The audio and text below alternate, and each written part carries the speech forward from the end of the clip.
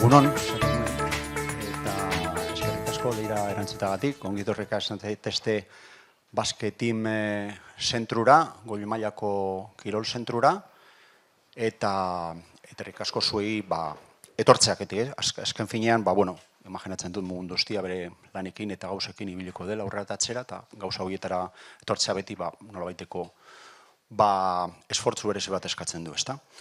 Decía que con micrófono y sin micrófono, gracias por asistir, por venir, por responder a la llamada.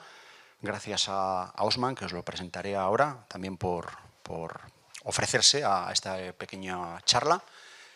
Y bueno, gracias en nombre mío personal y en el de Osman a Bad Basket Team y al centro por acogernos para esta iniciativa que pues es un poco singular, la verdad. Es una charla como muchas de las que se pueden dar aquí, pero bueno, yo creo que tiene un carácter diferente, por así decirlo. Luego, a las 10:30, cuando terminemos, y seguirá habiendo un café ahí para que podamos seguir hablando, que entiendo que es importante,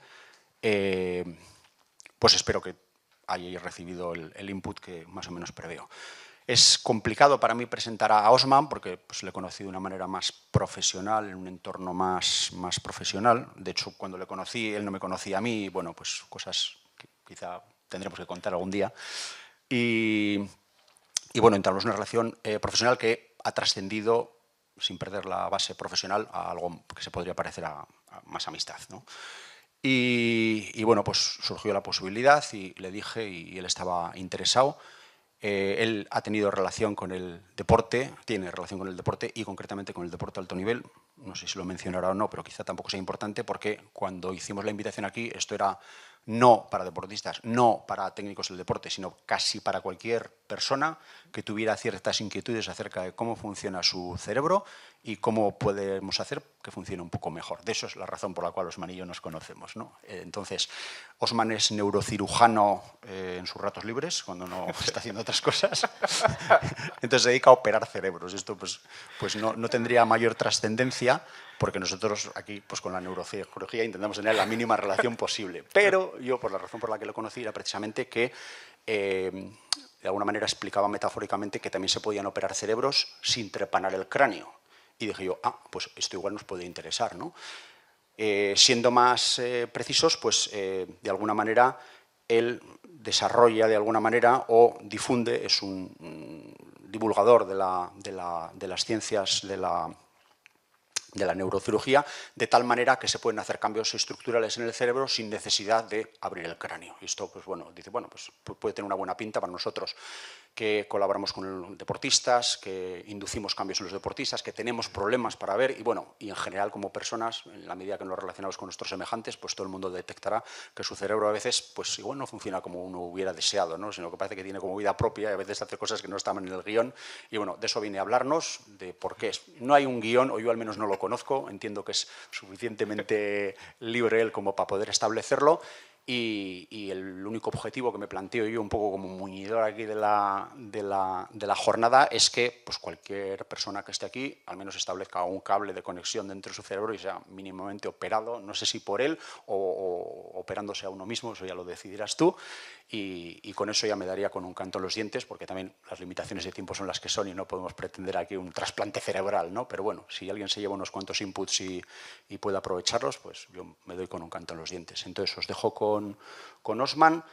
Podemos plantear un turno de preguntas cuando termines, porque me imagino que habrá algunas cosas que surgirán. Y luego al final, pues Olatz, que es representación de la familia y anfitriona del centro en definitiva, pues seguramente que quiera hacer un poco el colofón de la jornada. O sea que, como decimos aquí, Itza zurea da, la palabra es tuya, ¿vale?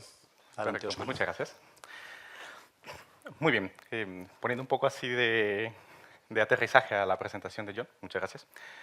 La idea de divulgar, siendo neurocirujano, es una de las maravillas que tiene mi profesión, es que a la hora de abrirle la cabeza a la gente, pues ves el órgano más noble de la anatomía humana, tiene una textura, si alguna vez alguien ha visto algún cerebro de un animal, pues tiene una textura bastante blandita.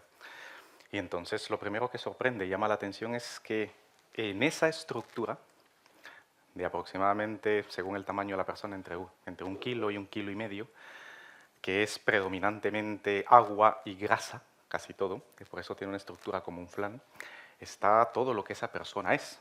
Ahí están sus sueños, sus ilusiones, sus habilidades, destrezas, competencias, sus valores, sus creencias, sus actitudes, hábitos, motivaciones, ilusiones, etcétera, están allí.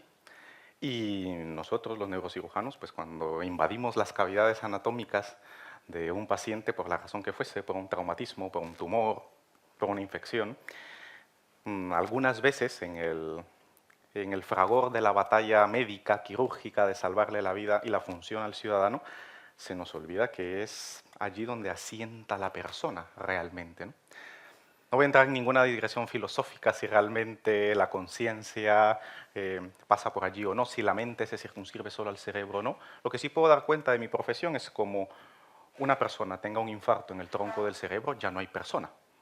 Habrá un ser biológico vivo que a través de una máquina se puede mantener con respiración y con flujo sanguíneo a través de su cuerpo, pero no está el ser humano que alguna vez fue.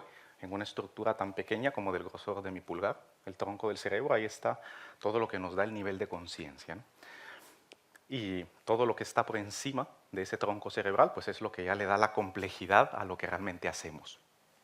Entonces, esta analogía que comentaba John de operar el cerebro sin abrirlo, a lo que hace realmente referencia y por lo cual divulgo es que me di cuenta que había muchas personas que empezaron a hablar del cerebro, o ese concepto se llama neuromanía, tú le pones neuro a alguien detrás y ya parece que es la hostia, que todo va a funcionar maravillosamente y que tiene un aval científico y la mayoría de las veces es humo. Cuando echamos para atrás y vemos a las personas que hablan acerca del tema, la mayoría de ellos no tienen formación en neurociencias más que ver vídeos de YouTube, la mayoría de ellos, pero tienen una capacidad de persuadir y de transmitir un mensaje con una apariencia de confianza tan grande que nos creemos prácticamente todo lo que dicen, aunque lo que estén diciendo no tengan ni idea de lo que están hablando, ¿no? En el otro extremo tenemos a grandes intelectuales que están en la vanguardia de las neurociencias y precisamente por el modelo que utilizan para hacer su trabajo y enfrentarse y coexistir con la realidad, las herramientas para transmitir la información al gran público son deficientes. Todos conocemos a ese genio que está haciendo un trabajo seguramente muy interesante, pero le preguntas qué hace y es prácticamente incapaz de contarte realmente lo que está haciendo, ¿no?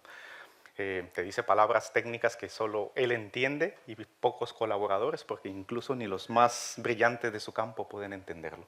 Entre esos dos extremos, los vendehumos y los intelectuales que están empujando las fronteras de la ciencia, hay un gran vacío que es comunicar de verdad para que la gente lo entienda y que comuniquemos datos que son reales, no solamente un humo para poder vender y poder impulsar algún producto o algún servicio. Entonces, en ese afán, yo saqué un podcast que en su momento se llamaba Tu cerebro al desnudo, que ejemplificaba lo que yo hago para vivir, abrir el cráneo y ver el cerebro. Y luego eso cambió a una palabra que se llamaba cerebro injodible, que fue lo que mejor encontramos para representar el tema de hoy, que es lo de ser un cerebro de alto rendimiento. Cuando escuchamos la palabra alto rendimiento, lo que primero que nos imaginamos es profesionales de élite o empresarios de élite, personajes de élite, ¿no? O sea, personas que tienen una habilidad, una destreza, una competencia especial y muy por encima de la media que los hace ser, pues, precisamente de alto rendimiento.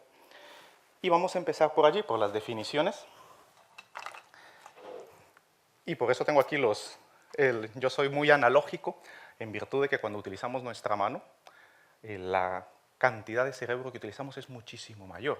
De hecho, me gusta ver gente que hay aquí con papel y boli, porque realmente es así como vamos a involucrar más áreas de nuestro cerebro. Eso es parte de la divulgación que sí es real, porque se utiliza la parte motora, la parte sensitiva, además de la cognitiva. Entonces vamos por partes. Vamos a ir redefiniendo, primero, ¿a qué llamamos cerebro? ¿A qué le vamos a llamar alto? Y aquí a la parte del rendimiento. Lo primero es reconocer que esto es una transliteración del término anglosajón de peak performance, la parte de alto rendimiento. Y lo de performance no se traduce literalmente así. Performance tiene tres acepciones en castellano. Tiene la acepción de rendimiento, tiene la acepción de desempeño y luego de la de actuación o ejecución. Y son muy diferentes entre ellas. Y es muy importante entenderlas. Cuando hablamos de rendimiento, específicamente hace referencia a cuánto nuestras capacidades cognitivas, nuestro cerebro, va a aguantar haciendo una tarea. Desempeño hace referencia a la calidad con la que va a hacer esa tarea, que también la hace. Y luego la ejecución es todos los pasos que va a tomar ese cerebro para ejecutar esa tarea en cuestión. Parecerán parecerán términos que son lo mismo, mas no lo son. Y nos hemos quedado, van a ver o cerebro de alto, la palabra alto rendimiento o alto desempeño casi siempre es el que predomina, pero me importa y me interesa que se queden con las tres acepciones, la del rendimiento, la del desempeño y la de lo que es actuación o ejecución. ¿Alguna duda o algún comentario respecto a estas tres definiciones? Lo digo porque esta es la base a partir de la cual vamos a continuar. Repito, rendimiento es qué tanto aguanta un sistema, en este caso el cerebro, realizando una tarea. El desempeño es la calidad con la que lo hace y la actuación o la ejecución son los procesos que se van dando para que se consigan los dos anteriores. Me voy aquí al otro extremo y me voy a la parte de cerebro. Cuando hablamos de cerebro, normalmente nos imaginamos únicamente lo que está dentro de nuestros cráneos. Sin embargo, la neurociencia moderna ve que tenemos tejido neuronal en prácticamente todo nuestro cuerpo. Seguramente habrán escuchado la famosa frase que tenemos un cerebro en el intestino. Seguramente alguno lo habrá escuchado y en efecto, es verdad, hay algo que se llama sistema nervioso entérico. Son 500 millones de neuronas que tenemos en el intestino y que funciona de forma más o menos independiente de los entre 80.000 y 90.000 millones que tenemos en el órgano cerebral dentro de nuestros cráneos. El corazón tiene 40.000 neuronas que también van a su ritmo y luego hay múltiples conjuntos de neuronas a lo largo y ancho de todo nuestro cuerpo que funcionan como pequeños sistemas nerviosos. ¿Qué es lo que les quiero decir con esto? Que cuando hablamos de cerebro, básicamente nos estamos refiriendo a la integración de todos los sistemas nerviosos que están dentro de nuestro cuerpo. Podríamos llegar a decir que nuestro cuerpo realmente son las cubiertas que cubren a todos esos sistemas, ¿vale? Que, por ejemplo, en nuestra piel tenemos receptores de temperatura, tenemos receptores de tacto, tenemos receptores de dolor, de posición del cuerpo en el espacio, con una serie de palabras técnicas para definirlos. Por ejemplo, no sé si alguno conoce a Nazaret Castellanos, escribió un libro de la neurociencia del cuerpo y básicamente habla de dos conceptos de propiocepción, dónde está nuestro cuerpo en el espacio. Cuando nos movemos, nuestro cerebro tiene que registrar como que si fuese un GPS en 4 dimensiones, las 3 del espacio y la del tiempo, en dónde está cada parte de nuestro cuerpo. Esto todo deportista debe entrenar su cerebro a saber cómo se coloca su cuerpo, cómo distribuye las cargas de su cuerpo, etc. Y luego está la interocepción, cómo nuestro cerebro siente los procesos internos, cómo siente el latido cardíaco, los procesos digestivos, cómo siente esas manifestaciones corporales internas a las que le atribuimos emociones y sentimientos, etc. Y ha creado toda una línea de divulgación al respecto. ¿Dónde está nuestro cuerpo en el espacio y cómo se siente el cuerpo por dentro? Todo esto está aquí, en nuestro cerebro. Y vamos a la parte, al llamar alto, esto viene de la parte de peak, muy anglosajón, del peak performance, y aquí es donde realmente nos debemos de acotar. Todo proceso de alto rendimiento es específico por naturaleza. ¿A qué me refiero con esto? Un cerebro que ha sido entrenado y desarrollado para una tarea concreta, automáticamente en una actividad que requiera las habilidades diametralmente opuestas a ella, se le van a dificultar más. Justamente ayer con John hablábamos de un ejemplo de un jockey, los jinetes de los caballos. Esta persona no podrá funcionar como pívot de la NBA, por obvias razones, ¿no? No vamos a poner a Shaquille O'Neal encima de un caballo y esperar que ese caballo sea campeón. Lo mismo sucede con nuestro cerebro. Cuando desarrollamos una serie de procesos cognitivos orientados específicos a una tarea, tenemos un alto rendimiento, desempeño o ejecución en esa tarea. Es el pretender que nuestro cerebro va a ser polivalente y va a ser alto rendimiento de forma general y que va a valer por todo, para todo es una entelequia, es algo que no atiende a cómo funciona el cerebro en realidad. Entonces, lo primero que tenemos que tener claro entonces es que el cerebro no hace referencia únicamente a lo que está dentro de nuestros cráneos, sino que básicamente a todo nuestro cuerpo. Que cuando hablamos de alto nos referimos a una tarea en concreta con unos estándares muy establecidos que normalmente vienen impuestos de fuera. Vamos a ser pues, un buen futbolista, un buen ciclista, un buen artista, músico, etc. En mi caso, como cirujano, requiere unas habilidades muy específicas y muy concretas. Por ejemplo, cuando yo vengo a dar una charla, tengo licencia artística para poder variar la presentación y hablar de lo que yo quiera, como yo quiera. Nadie esperaría que le diga que cada vez que voy a operarle el cerebro a alguien, tenga licencia artística y le voy a operar cada vez como según me sienta, ¿no? Entonces, son dos modos diferentes. Y es ideal que cuando esté en el quirófano aparque la parte inspiracional y la parte creativa, en virtud de que las consecuencias de hacer algo que no está adecuadamente entrenado y comprobado, pues son muy elevadas. Entonces, ¿alguna duda o pregunta respecto de lo que va? Que me interesa mucho que vayamos siguiendo el hilo narrativo de lo que veamos. ¿Alguna duda respecto al concepto extendido de cerebro? ¿Hay alguien que quiera preguntar algo? ¿No? Entendido lo que es alto como algo muy acotado en el tiempo, en el espacio, con unas características específicas y que además no necesariamente son transferibles unas competencias de un sector a otro. Y luego lo que aquí llamamos performance con esas tres acepciones que tenemos aquí. Muy bien. Una pregunta. Sí.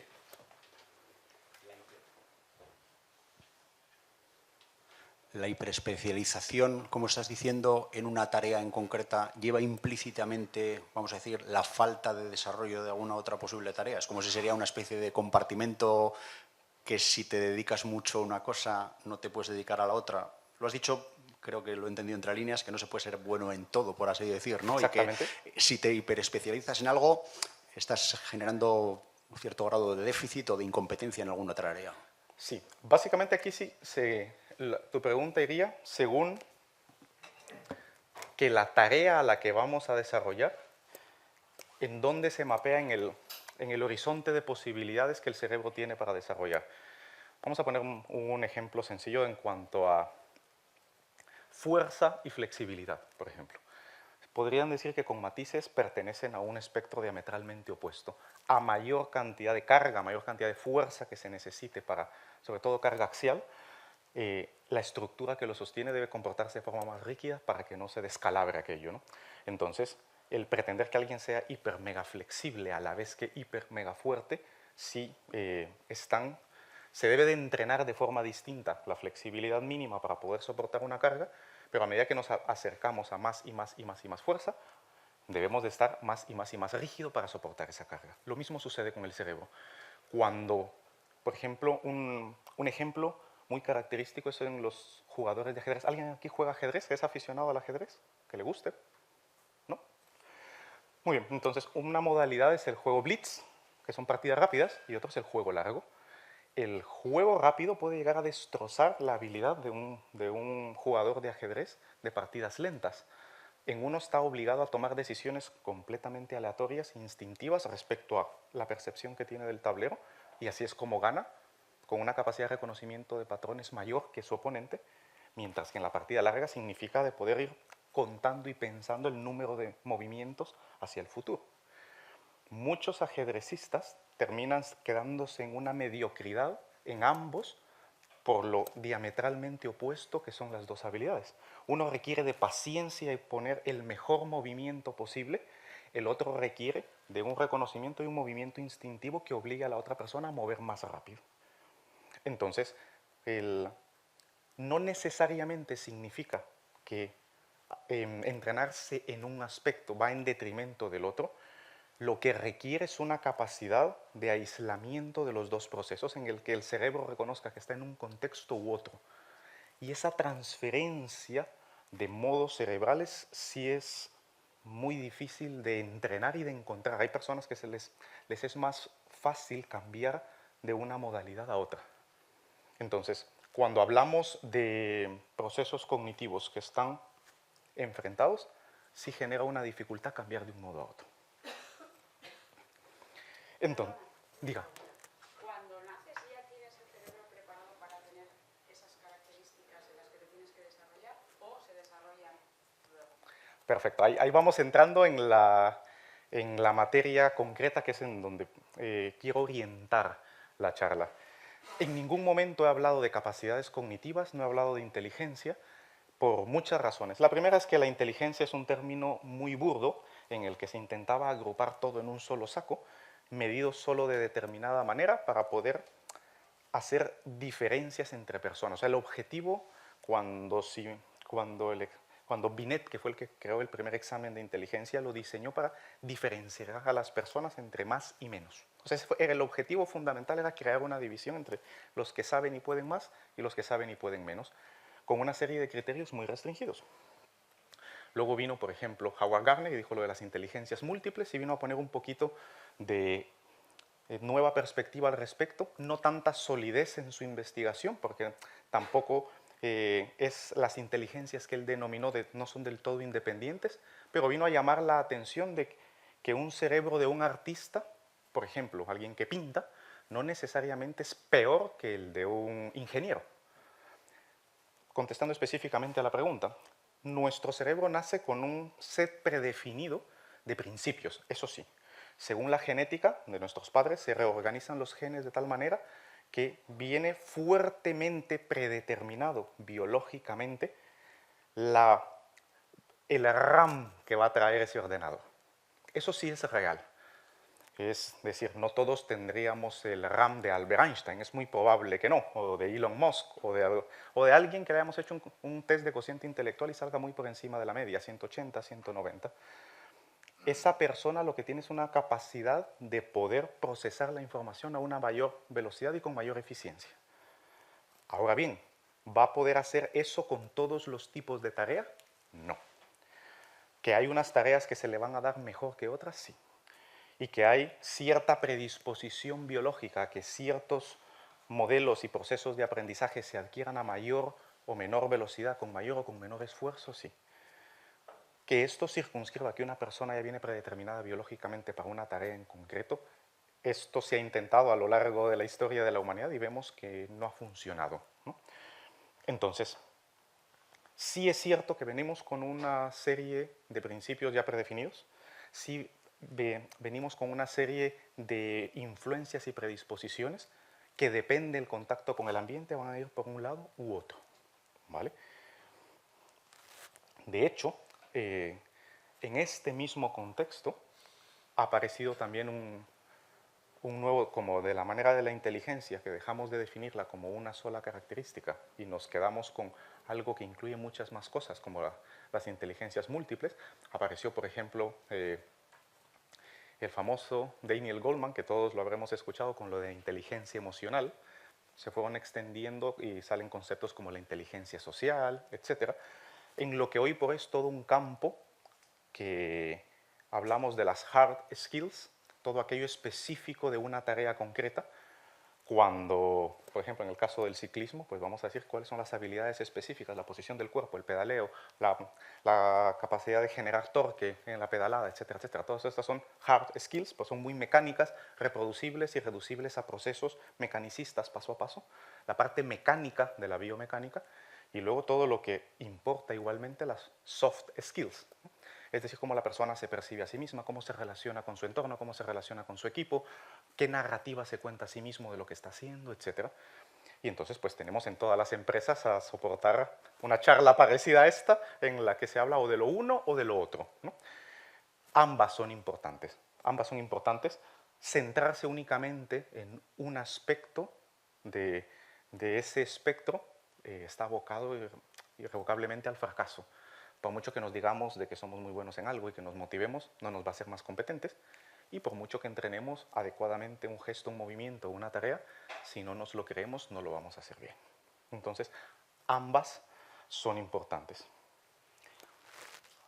Y aquí, en este contexto, aparece también un nuevo término que seguramente en algún momento lo habrán escuchado, y es lo de la neurodivergencia. ¿Por qué menciono esto? Porque actualmente hay una apología de etiquetas, casi que para cada característica nos hemos inventado un nombrecito. Con ese nombrecito creamos una identidad, creamos un hashtag y un grupo de personas sigue y le da likes, ¿no? Pues yo soy TDAH, pues venga, nos ponemos todos la etiqueta, la camisetita y vamos a ver todo lo que el TDAH tiene bueno para ofrecer. Ah, pues está el espectro autista, las personas altamente sensibles, etc. Este concepto se extendió en virtud que veíamos que habían personas que no encajaban en los patrones habituales de procesamiento de información, que en la literatura psicológica les habíamos puesto un diagnóstico de enfermedad, y luego veíamos que esas mismas personas tenían resultados excelentes en distintas tareas. Entonces, probablemente no fuese una enfermedad, sino que fuese una característica de adaptación poblacional al medio. En otras palabras, lo que todos estos nuevos términos, como el déficit de atención o como el autismo, por ejemplo, biológicamente representan un porcentaje de una población en la que viene a adaptarse a un nuevo medio. Hay casos graves, como por ejemplo en el autismo, que a mayor gravedad la capacidad de interacción con el medio es muy limitada y realmente puede catalogarse una enfermedad. La pérdida de atención por completa e incluso algunos a perder en contacto con la realidad, ¿vale? Hay extremos, pero en esa gran frontera hay una gran cantidad de personas en las que si nos midiesen las características específicas de cada proceso cerebral, cada uno de nosotros a la hora de mapearnos en la normalidad es muy probable que más de algún punto caería por fuera de esa campana. Es decir, si midiésemos todas las características y cada vez vamos aumentando más parámetros de medición, es muy probable que algunos de nosotros tuvieran algunas características muy por fuera de lo que se considera normal. En la medida en la que cada vez tenemos más formas de poder medir cómo la gente piensa, siente y actúa, en la que podemos ver cómo funciona el cerebro por dentro, resonancias magnéticas funcionales, PET, SPECT, electroencefalograma, magnetoencefalografía, infrarrojos, etc., a mayor cantidad de información acerca de cómo funciona el cerebro y más parámetros de medición, la normalidad, eso que tenemos tan integrado, se va diluyendo y vemos cómo las personas tenemos características cada vez más divergentes entre sí. ¿Dudas hasta el momento? ¿Preguntas?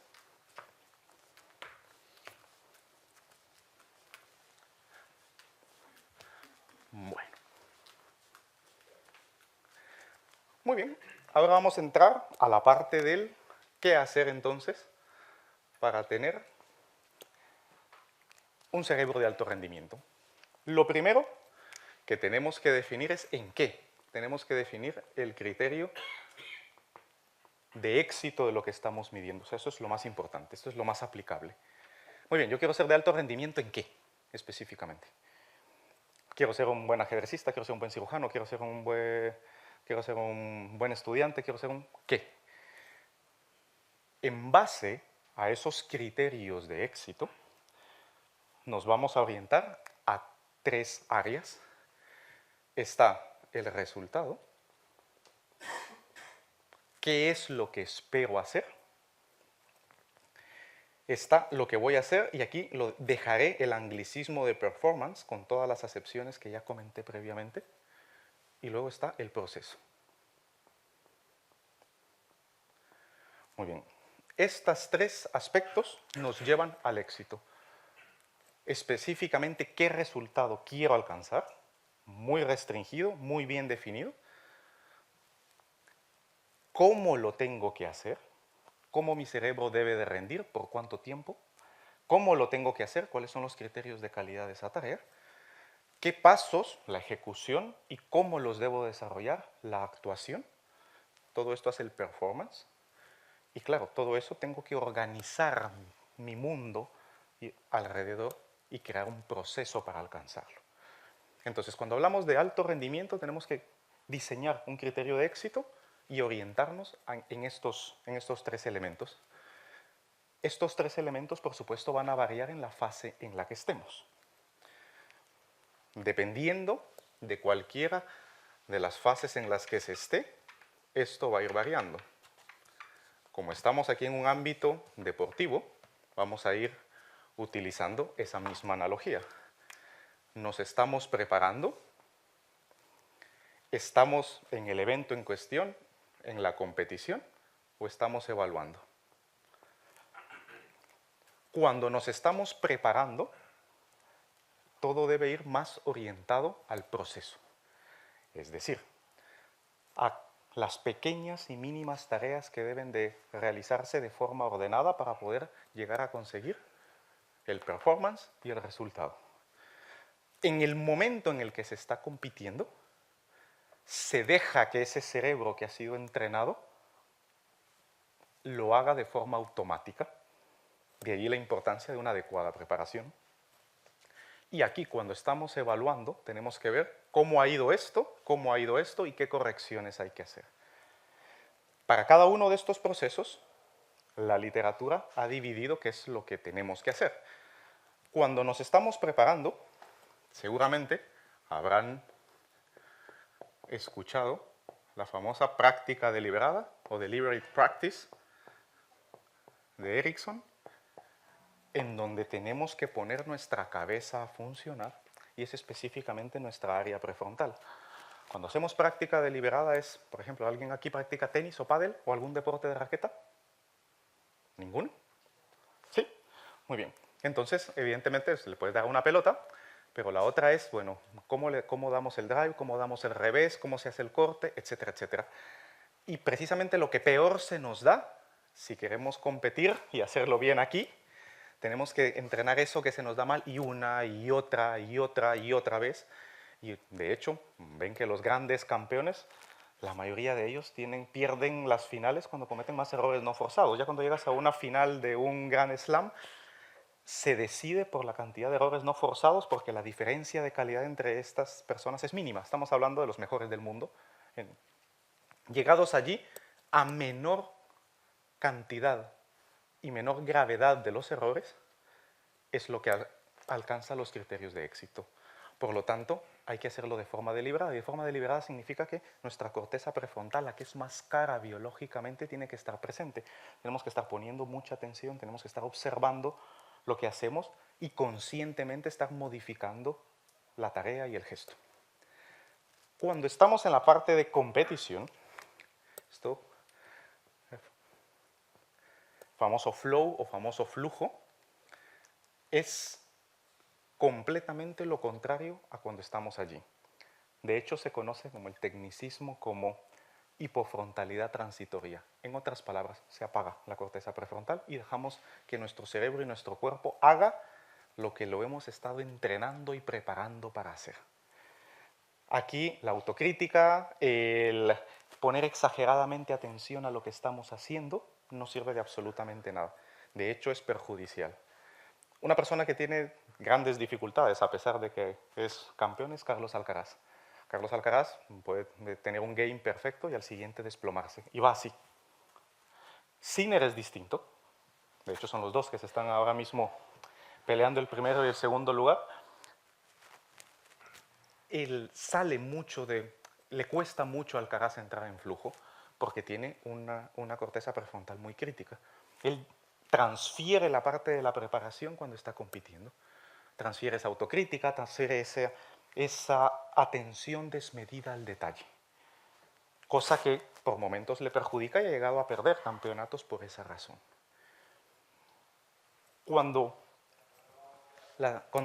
pasan ambos eventos y luego tenemos que ver y corregir y llegamos a la parte de la evaluación, en la parte de la evaluación es muy, muy importante tomar en consideración los otros 3 parámetros Y esos parámetros son lo que una persona siente, lo que una persona piensa y cómo se actúa. ¿Por qué aquí y no en los anteriores?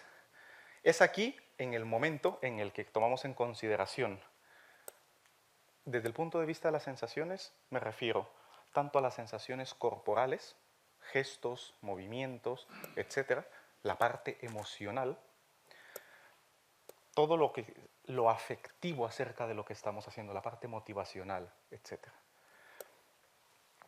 ¿Cuáles han sido los procesos de pensamiento que nos han llevado a ejecutar las tareas como lo hemos hecho? ¿Cómo nos hemos preparado y cómo hemos ejecutado? Y luego, ¿cómo ha sido nuestra actuación? Debemos de tener esa capacidad de poder juzgarlo de forma global.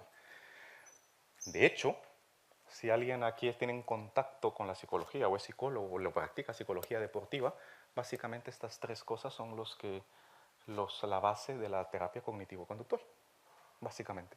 Es como una persona se siente, normalmente ese sentimiento o emoción viene despertado por un pensamiento, casi siempre de rumiación, es decir, estamos dando vueltas a las mismas cosas una y otra vez, entramos en un bucle emocional negativo y hacemos cosas que nos perjudican. A un atleta, a un artista o a alguien que pretenda hacer alto rendimiento en una tarea concreta, pues en lugar de que sea un círculo vicioso, le enseñamos a que sea un círculo virtuoso. Es decir, qué tipos de pensamientos positivos van a activar emociones, sensaciones positivas que le lleven a realizar conductas y ejecutar acciones positivas. De la misma manera, disminuir todo lo negativo y aumentar todo lo positivo. En base a esa evaluación, realizamos una preparación para corregir los que consideramos que han sido errores. Volvemos a poner a nuestra corteza prefrontal, a poner atención a los detalles y luego nos olvidamos por completo de todo a la hora de competir o de hacer las cosas. ¿Dudas, preguntas respecto a esto?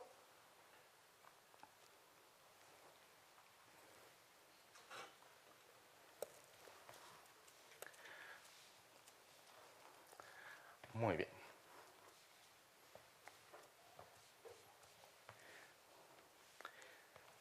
Y luego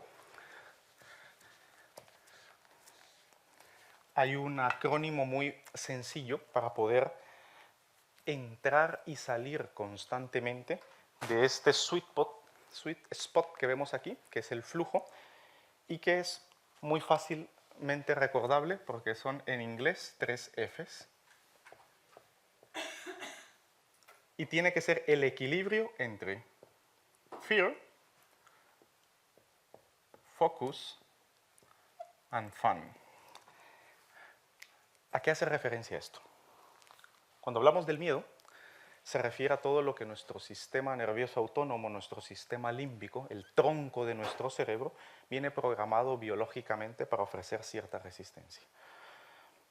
Todo aquello que requiera que pongamos, que consideremos como una amenaza a nuestra supervivencia, en el nivel mínimo necesario, hace que todo nuestro cerebro, todo nuestro cuerpo se prepare para poder afrontar esa actividad.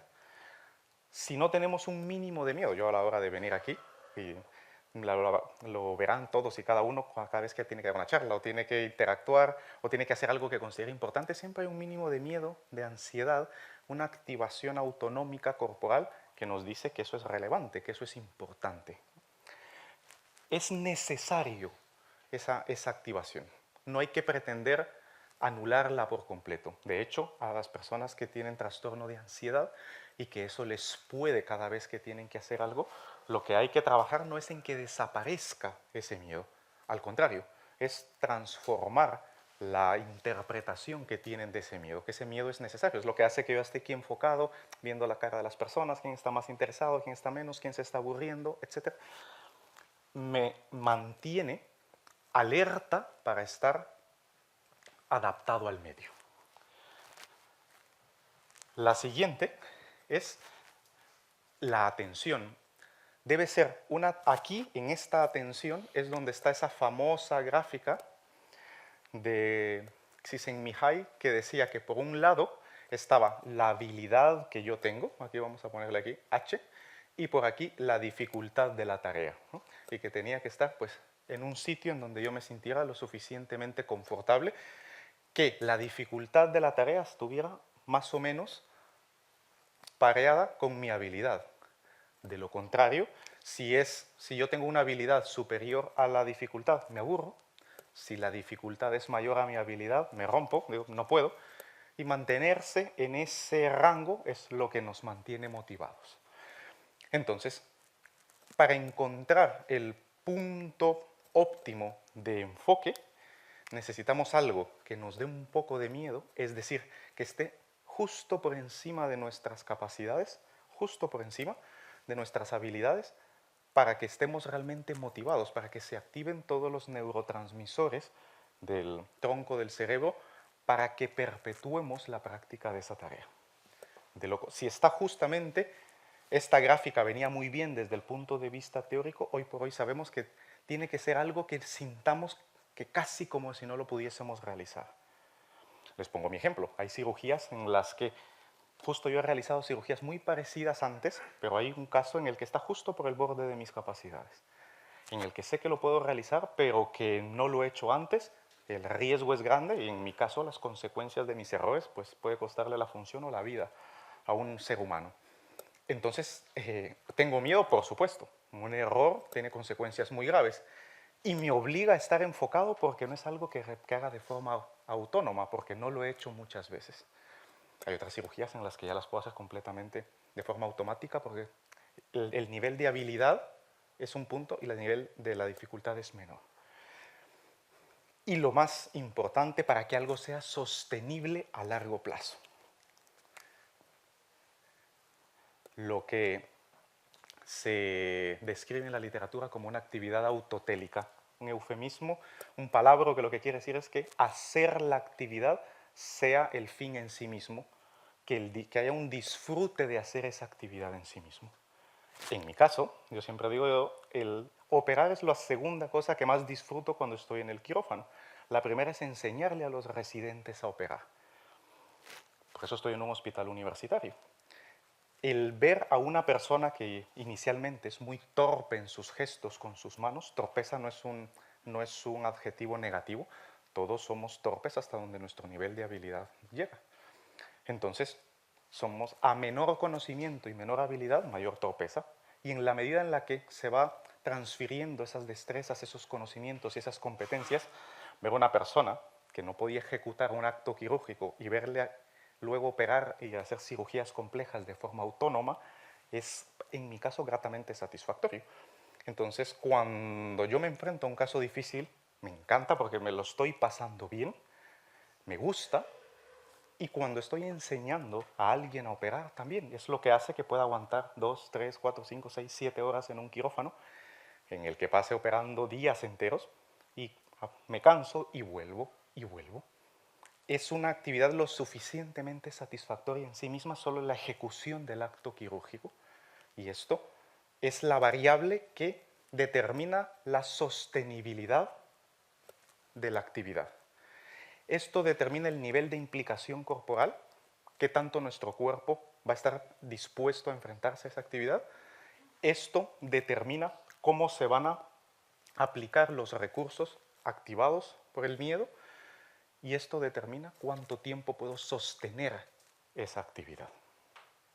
Cuando hablamos de alto rendimiento, esto cada vez idealmente vamos subiendo nuestro nivel de habilidad, con lo cual vamos sintiendo menos miedo, tenemos que aumentar la dificultad y la complejidad de la tarea, para que al aumentar la dificultad y la complejidad tengamos más enfoque y para que se mantenga esa activación y nos lo sigamos pasando bien. Que no nos aburramos ni que tampoco sintamos que estamos sobrebordados y nos rompamos.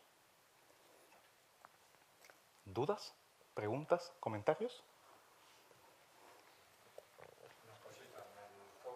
Sí. Si fueran a hacer estas técnicas, si ahí incluiríamos respirar solo por la nariz para mejorar la memoria, la atención y la gestión de las emociones.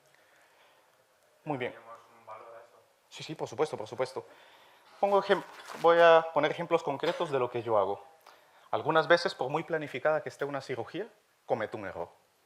Y ese error, depende de las consecuencias, puede acumular más errores que pueden terminar en catástrofe. Por ejemplo, lesionar un vaso sanguíneo que no está planificado lesionar. En ese momento, literalmente, los cirujanos nos quedamos sin aire también, es decir, esto es algo grave. El ambiente en el quirófano cambia por completo. Y la capacidad para poder recomponerse, sobre todo anímicamente, de lo que ha sucedido, porque el impacto emocional de eso nos paraliza, o sea, el miedo se dispara, se pierde el foco, obviamente diversión cero, y el miedo nos produce parálisis. En el caso de los cirujanos, nuestras manos, depende del miedo que tengamos, somos incapaces de moverlas. Entonces, recuperar esta capacidad de enfoque, disminuyendo el miedo, va precisamente, tenemos medios corporales para hacerlos. Una idea con la que se pueden quedar muy claro es cuando hay demasiada mente, hay que enfocarse en el cuerpo. Cuando hay demasiado cuerpo, hay que enfocarse en la mente. En este caso, el miedo es mucha mente, las consecuencias, el paciente se va a desangrar, se va a morir, etcétera, etcétera. Si sigo por ese camino, mis manos no se van a mover, el paciente probablemente fallezca en la mesa del quirófano. Tengo acceso a algo que cortará ese circuito de tajo, la respiración. Es poner un instrumento, un algodón, parar el sangrado en la medida que se pueda, una respiración profunda, recomponerse. Según el impacto y el nivel, hay distintos tipos de respiración que se pueden hacer. Entendemos que en un quirófano, en una situación de alta gravedad, no nos podemos poner a meditarnos y estar estado zen por mucho tiempo, pero lo suficiente como 2 o 3 segundos sirven para recomponer la situación, recuperar el enfoque, recuperar la habilidad motriz y poder ejecutar la tarea y recomponer la situación. La respiración es la actividad física, química, biológica, fisiológica más inmediata para corregir cualquier estado emocional. De hecho, uno de mis maestros decía, cualquier estado emocional negativo, frustración, desesperación, terror, miedo, pánico, es emoción sin respiración. Es como lo definía. Al respirar, o lo positivo, ¿no? Euforia, éxtasis extremo, la respiración tiene la capacidad neuromoduladora de volver a lo más cercano a la línea basal, un estado anímico que es excesivamente positivo o negativo y por lo tanto inoperante.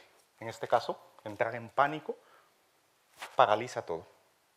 Podemos, a través de la respiración, recuperar un estado de funcionamiento basal. Lo mismo como una sorpresa extrema, ganarse la lotería y quedarse también en shock y no saber ni qué hacer o qué decir. Cualquier estado emocional extremo suele generar parálisis. La respiración puede volvernos a la línea basal. ¿Alguna otra pregunta? ¿Sí? Unido un poco a lo que ha comentado él, unido un poco a lo que ha comentado él, y es el ejemplo que has puesto tú, eso es un poco instantáneo, ¿no? O al momento o un imprevisto. Cuando la tarea que tienes que hacer está por encima de tus habilidades, digamos, ¿sí?, más para dificultad, y tienes un tiempo para afrontarlo, bien sea una tarea, una competición, algo que en esa dificultad está por encima, digamos, ¿qué haces con ese miedo o qué herramientas puedes tener con ese miedo? Porque la respiración que has comentado la utilizas para algo que te pasa en el momento, pero si tienes una cirugía, por ejemplo, claro, o una competición dentro de una semana o en 2 días y tienes tiempo para ponerte nervioso de verdad y con una respiración puedes bajar en ese momento, pero te va a volver al de unas horas, ¿qué herramientas puedes tener para disfrutar luego también? Sí, mira, pues, esto es algo que John conoce muy bien. Y lo pongo así porque si no, si tengo yo que dibujar una mano, mis habilidades artísticas no son las mismas que las quirúrgicas, lo siento. Entonces, ¿a qué te recuerda algo, John, esto? Para eso tenemos 5 formas de abordarlo. Tenemos tiempo para preparar nuestro cuerpo, independientemente de la tarea, ¿no? En mi caso es una cirugía muy larga, pues 2 o 3 días previo vamos a dormir lo suficiente. No voy a ir a entrenar al gimnasio 2 o 3 horas y llegar acalambrado al quirófano. Una cirugía de base de cráneo, que son 10 o 12 horas, necesita un mínimo de preparación previa porque si no, no la vas a aguantar. En el momento en el que el cirujano tiene cansancio, tiene sueño, tiene frío, tiene cualquier estado corporal negativo, el pronóstico del paciente va en picado. Luego, a nivel del cerebro, específicamente procesos cognitivos. ¿Y qué hacer? Y me refiero a nivel biológico. La dieta. Es decir, por ejemplo, una semana, ¿lo que voy a hacer? Pues voy a correr, tengo que preparar mi reserva de glucógeno de caras a la competición. Por poner un ejemplo, tengo que tener el suficiente descanso, tengo que tener la suficiente relajación, tengo que tener, si tengo pérdida de enfoque, tengo que dormir, etc. Entonces, nos permite a nivel, dependiendo de la tarea, si es una tarea que va a tener una demanda física muy elevada, por lo menos tener una reserva suficiente de energía y de glucosa, tanto para que mis músculos respondan como para que yo no me desespere cuando esté allí. Si es algo más cognitivo, más mental, un examen, por ejemplo, los exámenes de oposición que duran 2, 3, 4, 5 horas, también requiere de que vaya preparándome para aquello. Y preparándome es seguir un estilo de vida lo más saludable para que llegue con una reserva de, literalmente, la glucosa y la dopamina suficiente para aguantarlo. ¿Vale?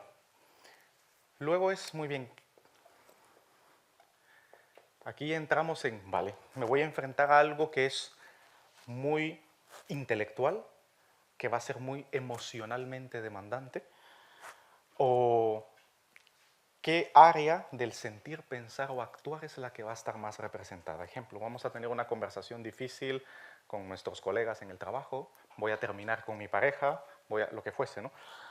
Todo aquello que requiere una alta demanda cognitiva, intelectual, afectiva, emocional o física, requerirá también una preparación mental. ¿Qué pasos voy a seguir para poder afrontar esto de una mejor situación?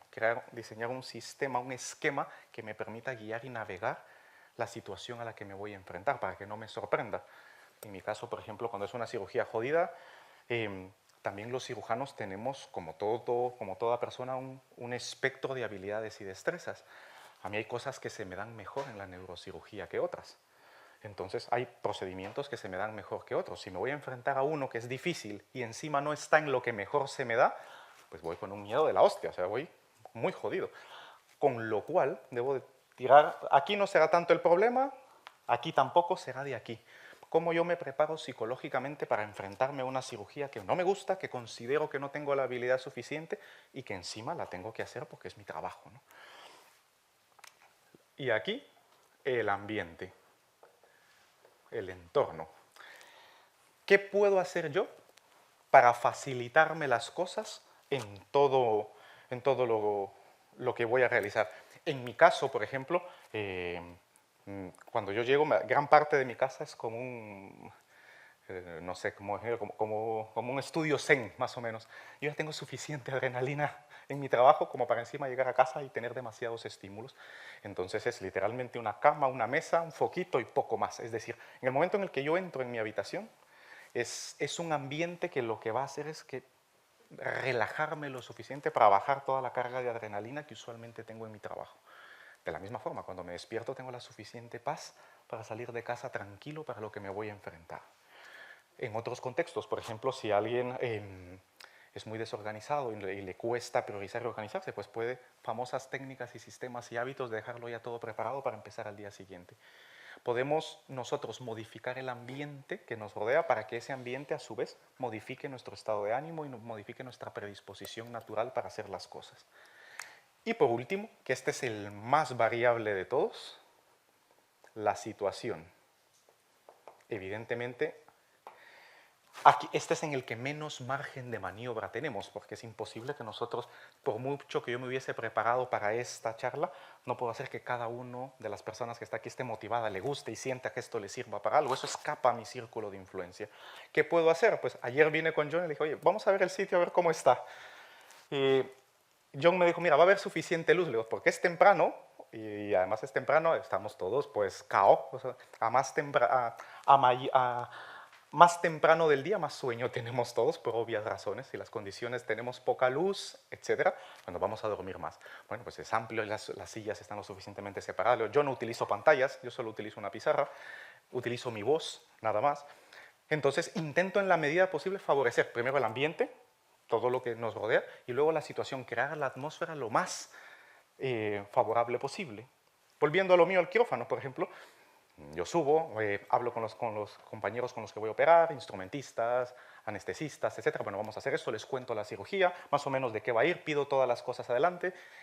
A mí me gusta operar con música, entonces poner una música que más o menos a la gente le guste y que estemos trabajando en una situación lo más parecido a lo ideal, sabiendo que ya luego la anatomía del paciente, el tumor y lo que fuese se va a encargar de joder la situación, pero por lo menos haber hecho un protocolo previo para prepararme para ello.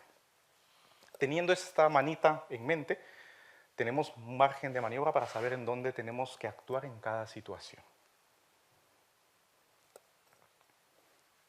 ¿Más preguntas? ¿Sí?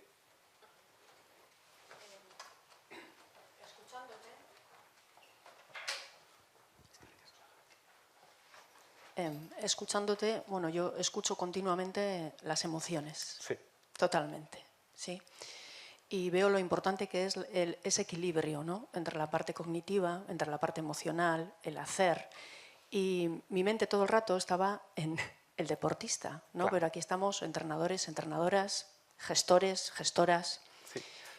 Y a veces poner la atención solamente en el deportista o en el alto rendimiento del deportista, hay como una presión, ¿no? Quiero decir que como personas que estamos también profesionales alrededor del deportista, también tendríamos que inculcarnos en nosotros y nosotras mismas también este cerebro de alto rendimiento, porque lo que hacemos afecta directamente a ellos y a ellas, ¿no? Yo pongo como ejemplo, yo hago los deberes de matemáticas con mi hija y la frustración que tengo y cómo me enfado afecta directamente a cómo ella desarrolla eso, ¿no?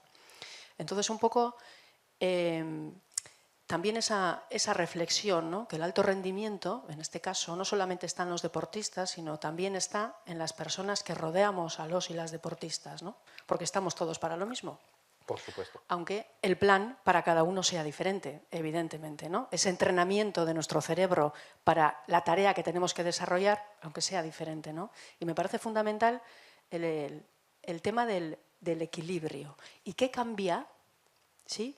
¿Dónde habría que incidir más en un caso o en otro? Es decir, para un deportista o para un entrenador o entrenadora. ¿Qué elementos hay que tener en cuenta o cuáles son diferentes? Por supuesto. Excelente pregunta. ¿Cuántos de aquí son padres? Muy bien, esta es la mayoría. Muy bien. Cuando nació mi hijo, yo tengo un hijo de casi 14 años, y en el momento en el que nació, se me vino a la cabeza la siguiente frase. En el momento en el que eres padre, asumes de que pasas a ser el actor secundario en la obra de la vida. Si no tienes eso claro, estás jodido, porque eres un narcisista y entonces vas a ser un padre, no un buen padre o una buena madre. Entonces, tenemos que tener la capacidad de saber cuándo dejamos de estar aquí y pasamos a estar o aquí o aquí. Y hacerlo con deportividad, literalmente. Claro, cuando yo me estoy preparando para hacer la cirugía, soy yo la estrella, literalmente, ¿no? Cuando estoy entrenando a mi hijo para el fútbol, la estrella es él. Con lo cual, yo tengo que literalmente aprender a difundirme y separarme y desaparecer de tal forma de que podamos fungir como algo positivo para quien entrenamos. En este caso, hay que saber qué rol jugamos en cada momento. Pongo este ejemplo de padre-entrenador porque todos los padres y madres que estamos asociados al deporte, por momentos funcionamos como padres, por momentos funcionamos como entrenadores y por momentos funcionamos como psicólogos o simplemente como choferes, ¿no? Y los llevamos a que la gente que sabe hacer su trabajo lo haga. Por lo tanto, el entender cada uno de estos elementos nos permite también nosotros saber dónde tenemos que incidir en un momento concreto. Específicamente, ¿qué cambia? Cambia en que en lugar de que nosotros hacemos la preparación activa para ejecutar cada una de estas tareas o cada uno de estos sistemas, es en organizarles y proveerle al deportista o a nuestro hijo o a quien dependa de nosotros de lo necesario para que regule ese aspecto en concreto. Si vamos a fungir realmente en ese momento para asistir emocionalmente al deportista, pues nosotros lo que primero tenemos que tener es no dejar que nuestras emociones se introduzcan dentro del estado emocional de quien de quien depende de nosotros. Escucharle genuinamente y luego empatizar con su situación y ver si realmente nosotros podemos hacer algo más allá de, pues, la mayoría, el 99% de las veces lo único que necesitamos hacer es escucharles, nada más. Y lo siguiente es no imponer nuestro estado emocional sobre el suyo, que es lo que la mayoría hacemos, ¿no? La persona no ha terminado de hablar y nosotros ya estamos preparando nuestra respuesta con nuestra agenda en mente. Es lo peor que se puede hacer para llevar las emociones de quien depende de nosotros. Si realmente la persona lo que tiene son dificultades de organización, de conocimiento, y nosotros lo tenemos es proveerle ese conocimiento, proveerle esa estructura, ese detalle, modificarle su ambiente si es posible, diseñarle un plan, un sistema, una pauta, una guía a seguir, sabiendo que no somos nosotros quienes le vamos a ejecutar. Y aquí es muy importante, sabiendo que la idea que nosotros tenemos de ese sistema debe estar completamente ajustada y adaptada a la persona a quien va a servir. La diferencia fundamental es, no es esto como yo lo haría o como debería de hacerse teóricamente, sino como este sistema debe de aplicarse a una persona en concreto, sabiendo la edad que tiene, todo ajustado pues, a su cuerpo, cerebro, mente, ambiente y situación.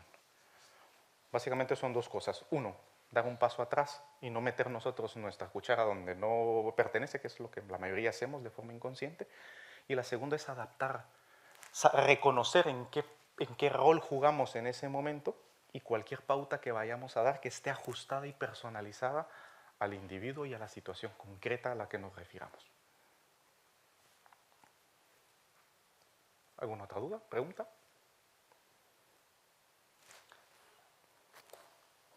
Muy bien. Por tanto, para finalizar, les dejaré con unas pautas de forma muy mnemotécnica en donde podemos incidir para hacer las cosas. Para nuestro cuerpo y nuestro cerebro, siempre lo menciono que es como para tener el cuerpo y cerebro de nuestros sueños, esto está ya más que estudiado, y solo queda organizarlo. Y son obviedades, aquí no hay nada nuevo realmente. Lo primero es la dieta. Y cuando hablamos del alto rendimiento, esto es muy específico y es muy contextual. Si alguien va a ir a competir, por ejemplo, en una maratón, en un ciclismo que es de fondo, pues ahí ya hay un protocolo de carbohidratos, de proteínas que se deba seguir. En ese caso extremo, si vamos a hacer una tarea que requiera mucha atención por nuestra parte, pues debe de ir enfocado específicamente a lo que vamos a hacer. Pero de base, como principio general, entre mejor sea la dieta que tengamos, nuestro cerebro va a tener menos resistencia cognitiva a ponerse en un estado de alto rendimiento. ¿Y cómo se alcanza esto? Pues es muy sencillo, entre más natural sea la comida, son principios muy básicos. Entre menos procesamiento tenga, mejor. Entre más fresca sea de su preparación, mejor. Y que sea en la cantidad justa. La gran mayoría de las veces comemos por encima, es una dieta hipercalórica que limita la capacidad cognitiva. De allí que tanto éxito tenga lo del ayuno intermitente, porque nuestro cerebro está diseñado para funcionar óptimamente cuando tenemos hambre. Era cuando más atención teníamos que poner porque tendríamos que ir a cazar para ganarnos la comida. Cuando se acababa de cazar el mamut y acabamos de comer el mamut, éramos completamente inservibles. De hecho, ahí era donde se solía atacar las tribus, cuando justamente se acababa de repartir el festín, porque ya las personas estaban completamente llenas y satisfechas y eran más vulnerables. Nadie va a atacar a alguien que está en un estado completo de alerta, porque no le vas a poder derrotar de esa manera.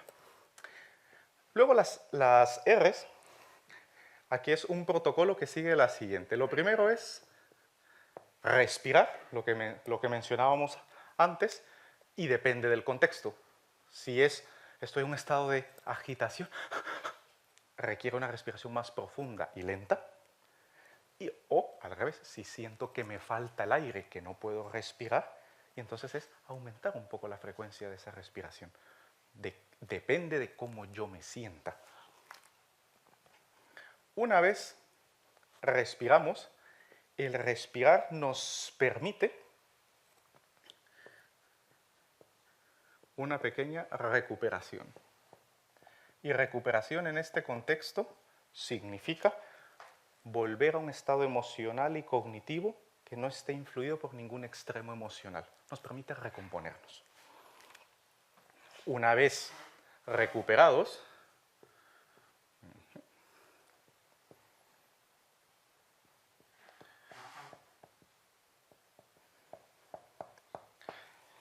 nos permite restituir el desempeño, el rendimiento de la tarea en la que estábamos. Hemos perdido con la respiración. Damos una pausa, recuperamos la energía y luego restituimos la tarea. Y luego es muy importante, una vez alcanzado cierto nivel, y esto siempre lo menciono,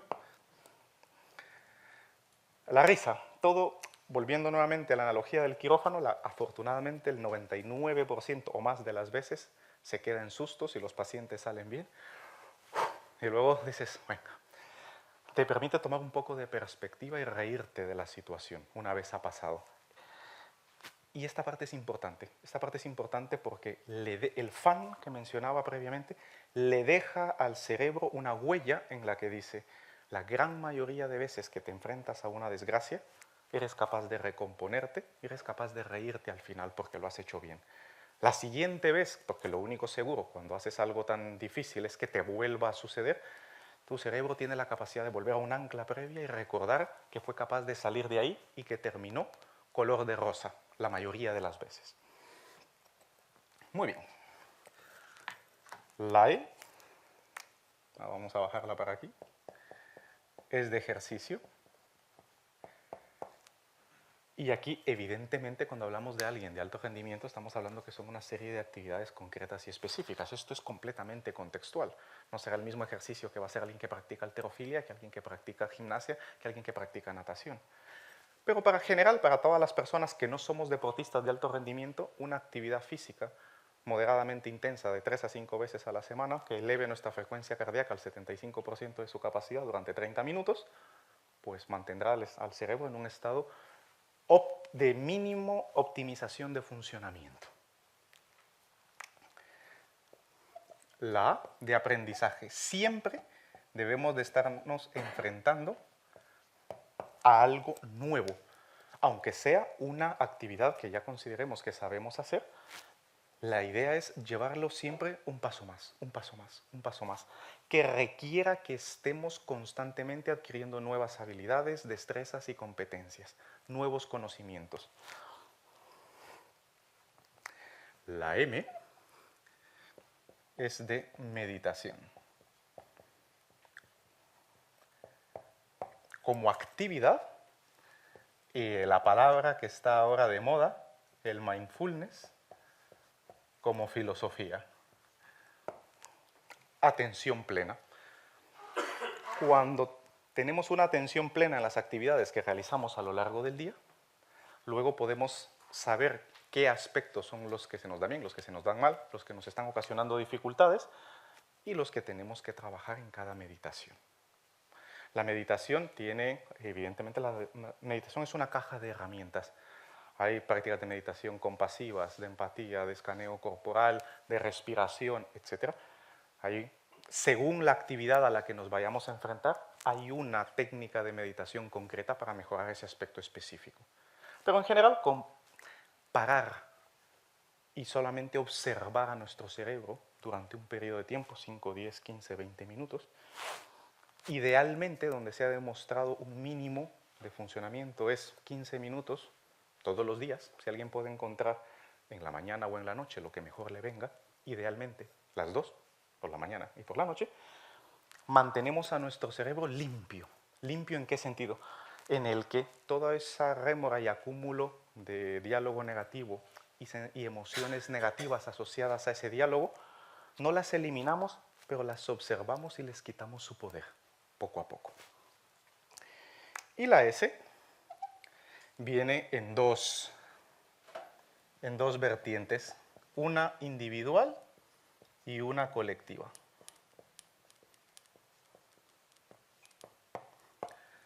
Sueño. Dormir en adecuada cantidad y calidad.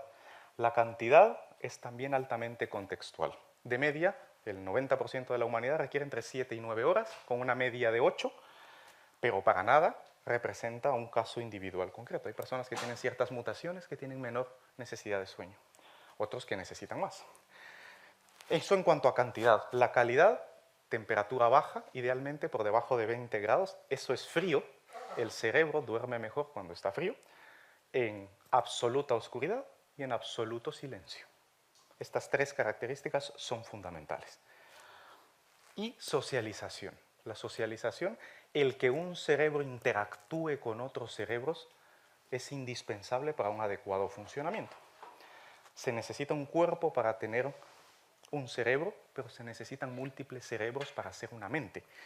Entonces, para mantener una salud mental adecuada es importante socializar y en distintos grados, con personas que sean afines a nosotros, nuestros amigos con quien podemos ser nosotros mismos y reírnos, con personas que nos demanden intelectualmente, que nos enriquezcan intelectualmente. Y esta parte también es fundamental, que se habla poco con las personas que nos obligan a regularnos emocionalmente. La mayoría no nos gusta quedar con personas con las que emocionalmente tenemos que restringirnos o modularlos, pero es importante porque también forma parte de la salud mental, tener esa capacidad de poder adaptarnos emocionalmente. Con este acrónimo podemos predisponer a nuestro cuerpo y a nuestro cerebro para que pueda entrar en un estado de alto rendimiento. Y eso es todo.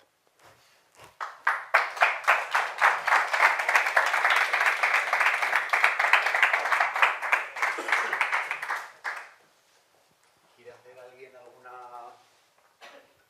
pregunta o tiene alguna inquietud general acerca de lo expuesto, aquí visto, dicho?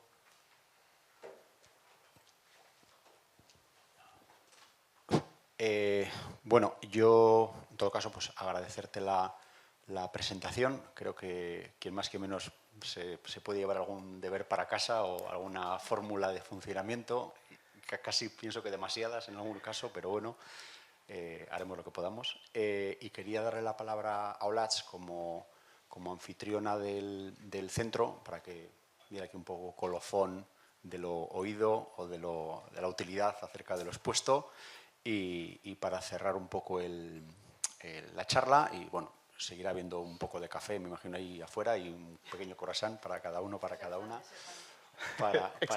para que la glucemia se siga manteniendo el resto de la mañana. ¿Vale? Olatz. Bueno, yo no tengo mucho que añadir, simplemente agradecerte, Osman, por dedicarnos este tiempo, agradeceros a todos y a todas el participar, sí, de este encuentro esta mañana. Agradecer también a la Escuela Vasca del Deporte con la que bueno, pues trabajamos puerta con puerta y la intención y el ánimo durante este nuevo ciclo olímpico.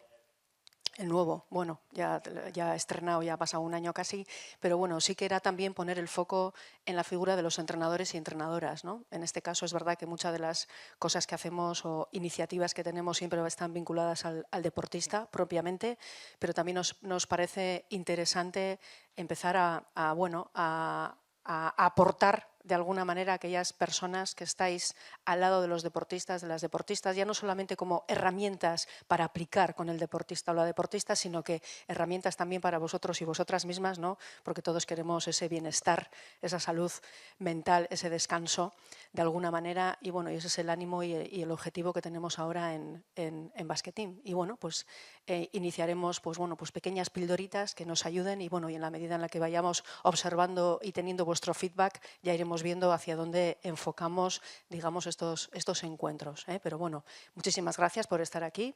Ahora tenemos un tiempo ahí fuera para hablar, para charlar. O sea que aquí siempre las puertas de Basket Team Centro están abiertas y para todo lo que necesitéis estamos aquí. Eskerrik asko. Eskerrik asko.